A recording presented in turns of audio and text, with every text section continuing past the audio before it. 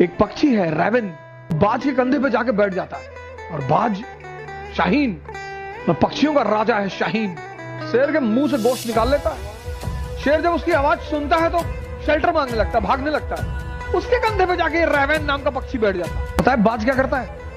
अपनी उड़ान बढ़ाने लगता है, उड़ान।